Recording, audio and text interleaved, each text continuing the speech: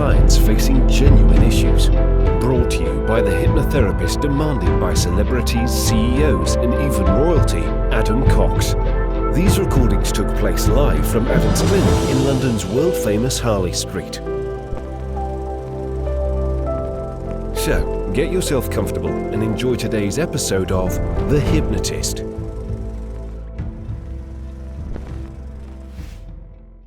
Hi, it's Adam here. Let me ask you a question. Do you ever feel that you sabotage your life, that things are going pretty good and then you mess it up, you throw a big spanner into the works? If so, I think you might get some value from this session, because I was working with a client that every now and then would use alcohol and drink a lot to kind of derail their life. Things would be going good, but then they would choose to go on a bit of a binge and just drink more than in hindsight they would want to. And they would know that after a few drinks, they're kind of out of control and they're just going to drink whatever they drink. So this is designed to do certain things that mean that we almost work backwards and we say, right, if you don't have that first drink or two, then what are all the other negative things that then don't happen because you didn't do the first few things? You can think of it as like a row of dominoes, that actually a lot of the problems in life are the 6th, 7th or 8th domino that fall over. But if domino 1 never goes over, the chain reaction never gets to that place. And this particular client would have what's called a polarity response. They would have this inner dialogue that would do the opposite of what other people either wanted them to do or not wanted them to do. So if they got a compliment, then they would almost think that they didn't want to do it because other people noticed the improvement. And it actually uses a different idea of a parallel universe. So they get to see this version of themselves that quit alcohol for about 6 months, but then never went back to it. And by looking at that life and how that life had improved and all the ways that they could still enjoy their social life and life with friends and relationships, but without needing alcohol, that would give them inspiration in their reality. So if you want to either reduce alcohol or silence that voice that might be quite self-destructive, I think you'll get some value from this session. And if you like the idea of working with me directly rather than just listening to recordings of my podcast, I've actually created a webinar that I go through what it's like to work with me. And the webinar is completely free. And there's a very special bonus at the end of that webinar as well. So if you're interested in checking that out, have a look in the show notes in the description, and you'll be able to register for that webinar and get those free bonuses. For now, though, find a quiet, comfortable place where you won't be distracted or disturbed. Relax and enjoy the session.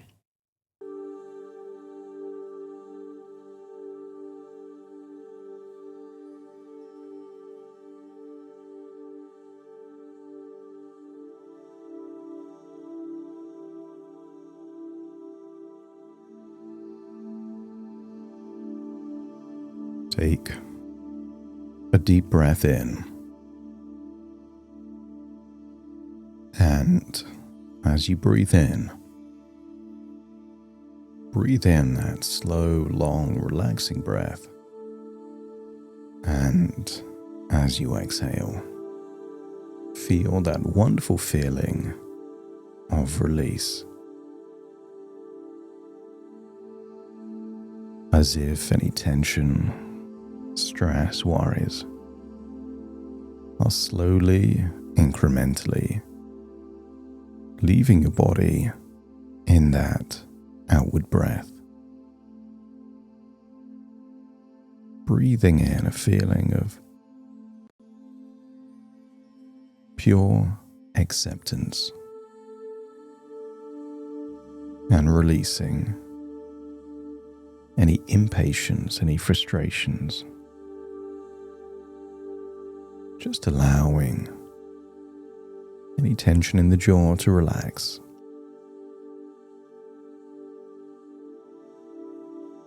Arms and legs feeling limp, loose and heavy. That's it. And the deeper you breathe, the more relaxed you feel. And the more relaxed you feel, the deeper you breathe. I want you to think back to a time when your job was to influence. Maybe you can go back to a memory, knocking on doors, being trained. I want you to get a sense that good, or perhaps bad influence, has a percentage of truth at its very core.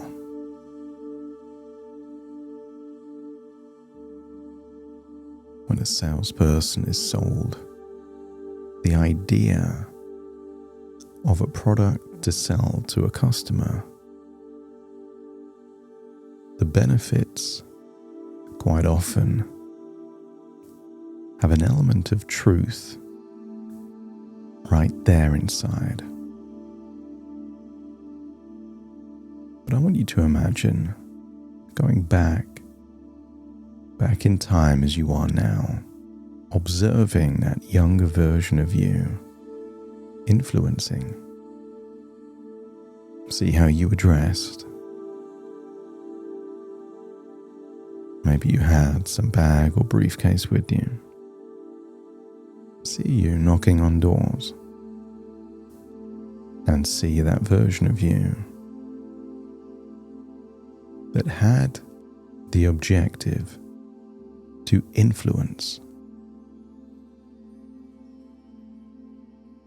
And I want you to see all of the tools that you used back then to influence.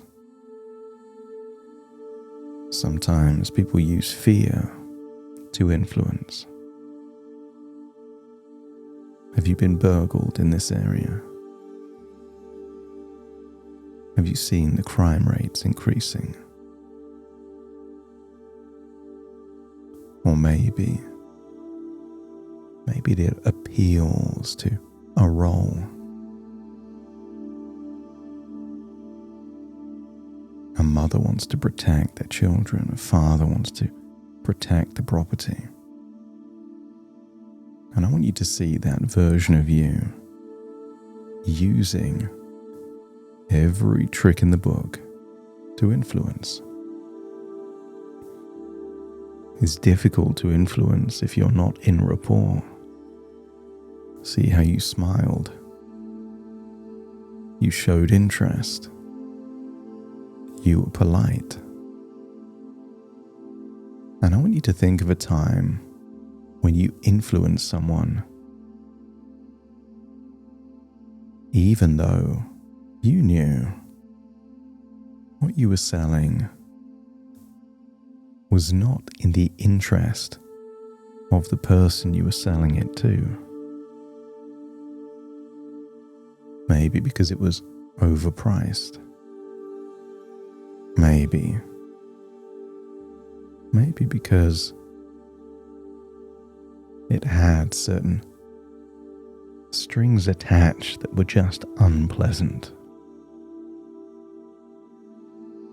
And maybe it had to be such a high price. Otherwise, there isn't enough commission to pay you. It doesn't mean why. It means what. I want you to see what was happening. Maybe we can look at this as a win-lose dynamic. The company won, they got their money. You were winning every sale you made, you got your money. And if the product was amazing, it would also be a win for the customer. Except you knew it wasn't. You knew it was bad for them, but good for you. And then just imagine what it would feel like if you lived in a house down the same street. And I want you to imagine seeing yourself dressed in a expensive suit, hair slicked back, charming smile, and you hear from inside the home a doorbell go and knock on the door. And as you open the door, see that younger version of you smiling, building a connection, using those first few words or phrases to start the pitch. And I want you to get a sense that even if you've worked hard that day, even if you had the money, even if you had no security in your home, there is zero chance of you buying what this individual, yourself, has to sell. And I want you to see that the harder they try, the less persuaded you become. You don't even need to give objection after objection. You just know. You just know that you're not ever going to buy this thing. Partly because you've come to the conclusion that even if you were going to buy something like this, it wouldn't be because you're being persuaded. It would be because you intended to find something. You would research the best possible thing to do that for you. But let's see them try with their smiles. Maybe there's a smooth whisper to their tonality. You really need this. What's the point in working hard to have this house if someone could break in and steal things? Think of the lines and then slowly start to distort them. I want you to imagine they started selling security and now they're selling pleasure. Or at least the representation of it. I want you to imagine you're now in your place, not an imaginary house on an imaginary street, but your home. I want you to imagine you have worked hard, 9 to 5. It was easy not to be distracted. You had work to do.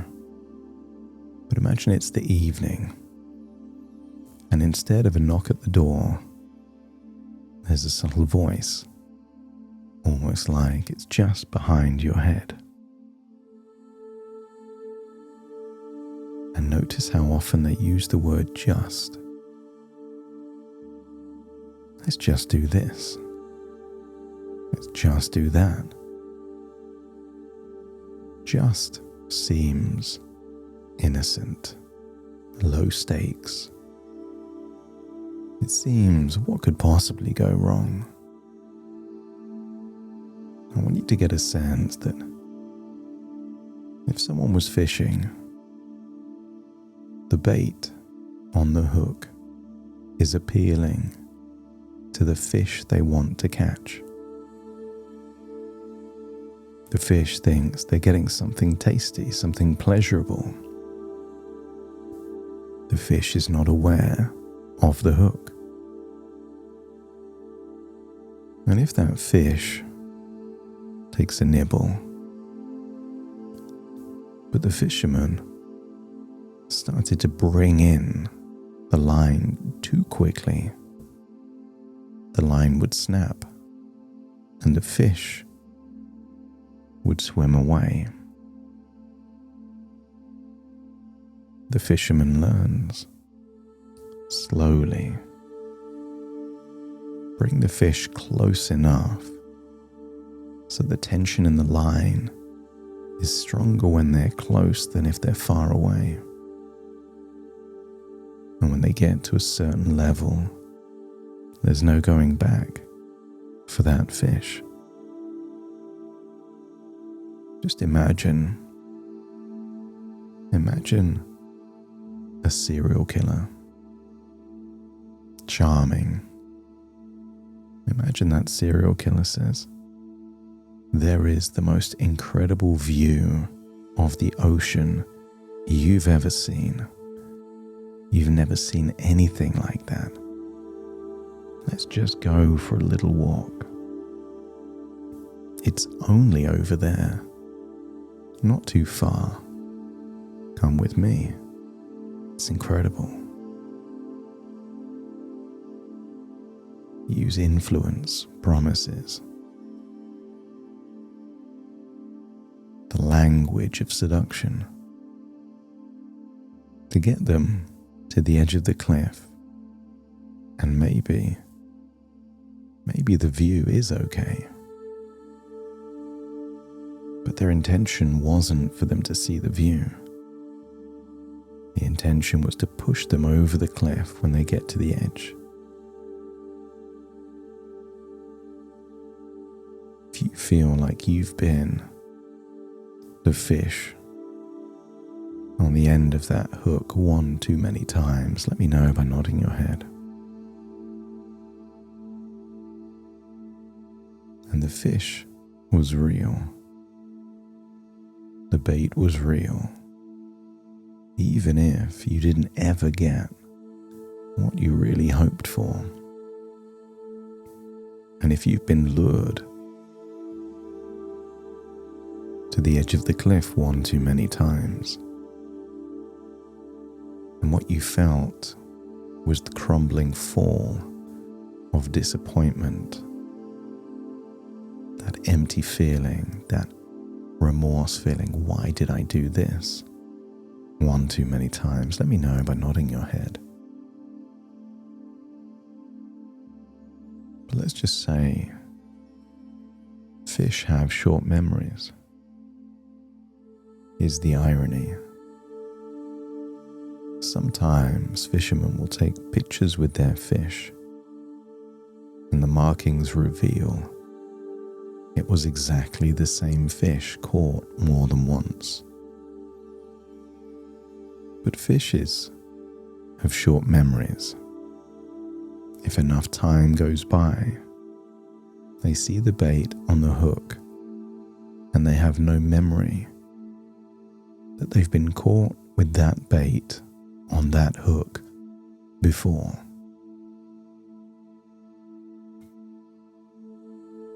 And just imagine you were a character in a computer game, that if you die, you respawn. If you were lured to the cliff's edge and pushed over, and you respawned, how many times could they push you over the edge of the same cliff? If you were a fish with perfect memory, if you knew what the intention was to get you to the edge of the cliff, no amount of influence would make it appealing. So let's now imagine no metaphors like bait on hooks or cliff edges.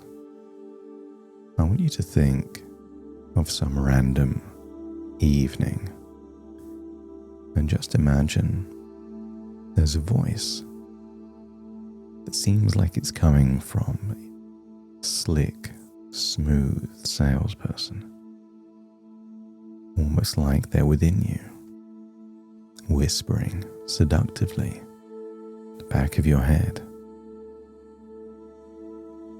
And maybe they're saying things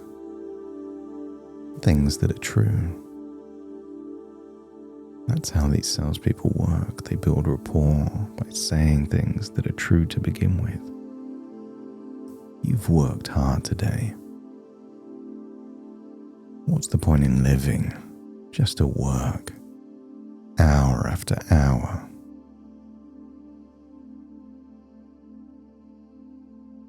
You've got nothing to do.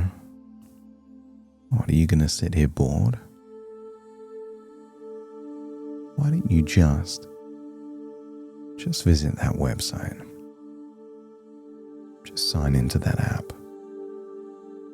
Just send that message. It can feel harmless.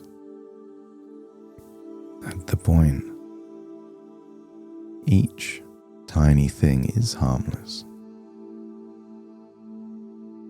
As you get closer and closer to the edge. And sometimes the brain says, well, I've come this far, I may as well continue.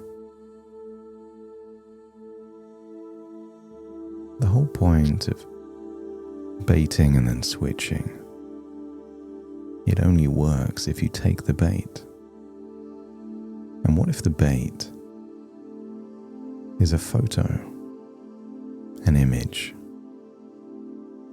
the dopamine you get from someone responding to a message? What if the bait is the thought of something in your imagination that probably won't happen, but it feels appealing?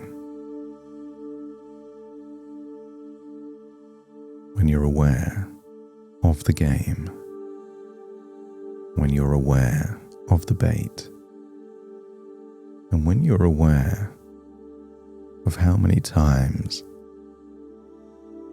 you've been caught on that hook or pushed over the edge, I want you to feel an incredible sense, a sense that you are immune to this kind of persuasion.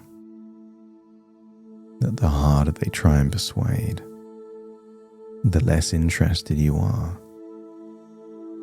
You don't need objection after objection. You don't need to justify your choices.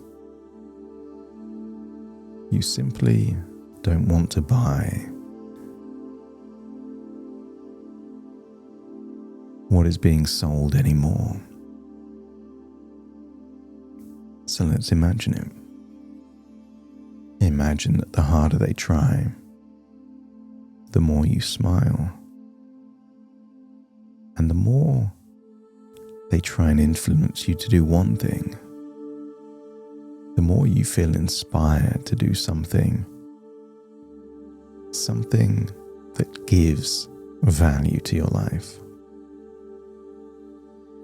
And maybe that's jumping in the car and going to a driving range. Maybe it's going to the gym and having a workout. Maybe it's connecting with someone, a friend, someone you see a future with. I want you to get a sense that each and every time this part returns, it reminds you of what you really want. You want fulfillment, meaning, purpose. You want a sense of real experience. You're not interested in this scam anymore. And it is a scam. A slick internal salesperson that's been scamming you. And each time they scam you, you feel a sense of remorse. But a good scam gives you a taste of something real before it's taken away. You may have seen those street scammers. The ball under the 3 cups, or finding the Queen of Hearts. And the scam is you see other people winning. And when it's a low stakes, you may even win yourself. That's the point. You've had a taste of something, and now when the stakes get higher, you lose and you lose. Not because you're not following what's happening, but because they decide if you win or you lose. And when you're on the hook, you lose and you lose. And what can happen is the more you lose, the more desperate you are to win, and the more they can take. And what if in those evenings there is a void? Because those hobbies, those experiences, those connections and friendships haven't had the opportunity to be built. Because time, money, emotion was deployed in those things that were going to take and take and take. When you know it's a scam, to not be scammed becomes easier. When you know the one scamming you has an agenda, it becomes easier for you to escape their clutches.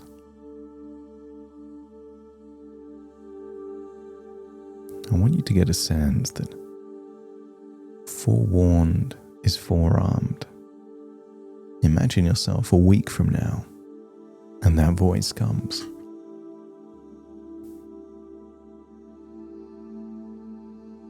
Complimenting you. You've worked hard.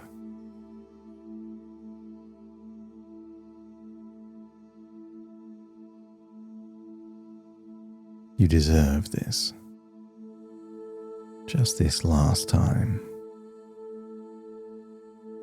It's all bait on a hook to lure you in. And you don't have to fight this forever. You're perhaps just 3 times away from being free.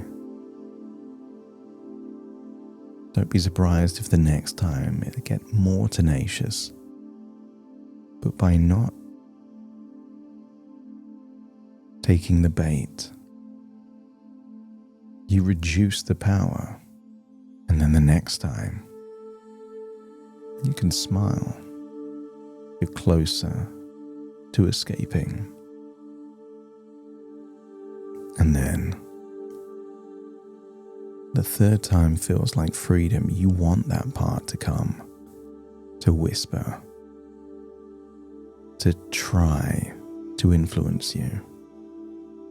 And when it can't, and you choose to use your time, your money, your energy to do something that makes you feel good rather than remorseful, then you're free. Sometimes you need to realize you've been scammed in the past to avoid being scammed in the future. And if your unconscious sees it now for what it really is, that smooth, seductive voice that has an element of truth. There is fun, there is pleasure, but the cost and the baggage are just too high. That's what makes it a scam. If your unconscious is ready now to see it for what it really is, and to deploy your resources in something much better for you, let me know by nodding your head. Yeah, that's it. It's time to return, but with a sense of you are now ready. And I want you to think of one thing that you will do in advance when this voice comes calling, this door starts knocking. And maybe you've got a contingency. If you can't golf because it's raining, there's something else you can do. But when in advance you decide the intention, you already are mitigating and reducing the chances. So it's time to leave this place and return to the present with a feeling of empowered clarity. So take a deep breath in through your nose and out through your nose. And wiggle your fingers and wiggle your toes. Connect and calibrate into the here and the now. As I now count from 1 to 10 to awaken you. Starting to count. 1, 2, 3, waking up. 4, 5, 6, more alert. 7, 8, open your eyes, open your eyes. 9, 10, wide awake, wide awake, wide awake.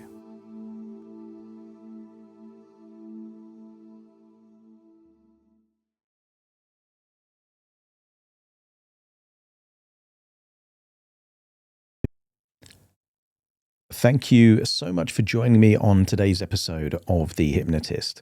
If you've enjoyed this episode or got some value from it, please give it a 5-star rating and review. And maybe you know someone that would also benefit from this particular episode, in which case share the episode with them so they can also get the benefit too. And if you would like to listen to this episode where it's just the hypnosis, so no intro, no outro, no explanation, just the hypnosis and completely ad-free, there will be a link in the description where you can subscribe at a very low cost and only get access to the hypnosis. So if that's of interest, please check that out.